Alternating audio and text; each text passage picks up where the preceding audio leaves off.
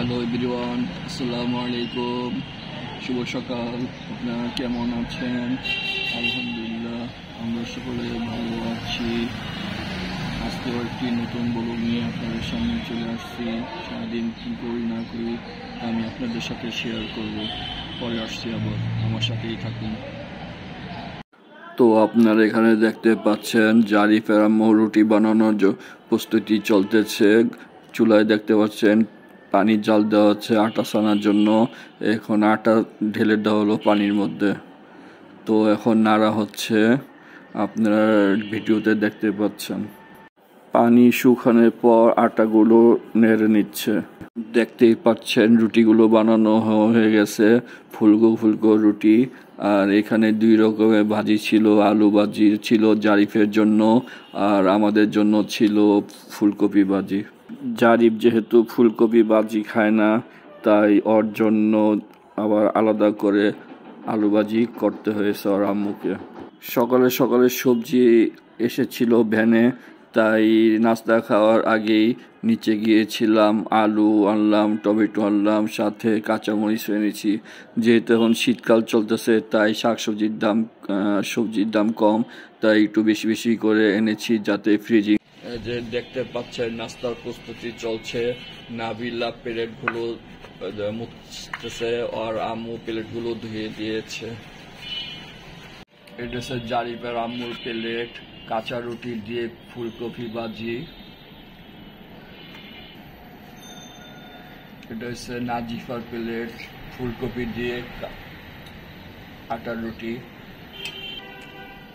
জারিফ ফুলকপি ভাজি খায় না, তার জন্য আলাদা করে আবার আলু ভাজি করা হয়েছে।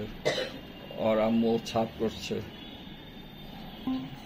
এটা হচ্ছে আমার প্লেট। করব আজকের নাস্তার মেনুতে হয়েছে ফুলকপি ভাজি আর রুটি। তো নাস্তা করতেছি, দেখি কেমন হয়েছে সব। বিসমিল্লাহ।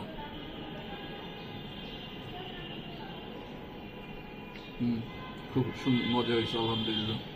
তো নাস্তা করি, নাস্তা করা হয় ইনশাল্লাহ আপনাদের সাথে দেখা হবে। নাস্তা খাওয়ার পর যে যার কাজে চলে গেল, এবং শেষে বেডরুমে এসে দেখলাম জারিফ কাপড় চোপড় ভাঁজ করতেছে। দেখে তো খুবই আশ্চর্য হয়ে গেলাম যে ওর কাপড় ভাঁজ করতে দেখে, তাই আপনাদের সাথে আমি এই ভিডিওটি শেয়ার করলাম। যারা এখন পর্যন্ত আমার চ্যানেলটি সাবস্ক্রাইব করেননি, তারা অবশ্যই আমার চ্যানেলটি সাবস্ক্রাইব করে দিবেন, যাতে আমি ভিডিও দেওয়ার সাথে সাথে নোটিফিকেশন আপনাদের কাছে চলে যায়। আপনারা দেখতেই পাচ্ছেন দুপুর লাঞ্চের জন্য এখানে সালাদ তৈরি করা হচ্ছে। এতদিন ফ্রিজের মধ্যে বড় বড় বক্সের মধ্যে ফুলকপি, তারপর পেঁয়াজের কলি এনে ফ্রিজিং করে রাখা হয়েছিল। যেহেতু বড় বড় বক্সে ছিল, তাই পুরো ডিপ ফ্রিজটা একটু জ্যাম হয়ে গিয়েছিল, তাই এগুলি আজকে বের করে প্লাস্টিকের পলিথিনের মধ্যে রেখে দিয়েছি। এগুলিও আমি আপনাদের সাথে শেয়ার করলাম। তো আপনারা দেখতেই পাচ্ছেন ফ্রিজে কি অবস্থা। পলিথিনে রাখার পরে এখন আল্লাহর রহমতে অনেকটাই কমছে, নাহলে এতদিন পুরো ভরে গিয়েছিল। তো দেখতেই পাচ্ছেন এখন চুলায় তরকারি গরম করা হচ্ছে। যেহেতু শীতকাল, গরম গরম খাইতেই ভালো লাগে। আমাদের রান্নাবান্না যেহেতু সকালে শেষ হয়ে যায়, তো একটু গরম করে নিচ্ছি। লাঞ্চের মেনু হয়েছে সিম দিয়ে আলু আর বোয়াল মাছ, আর সাথে আছে সালাদ। তো একটু টেস্ট করে দেখি কেমন লাগতেছে। বিসমিল্লাহ।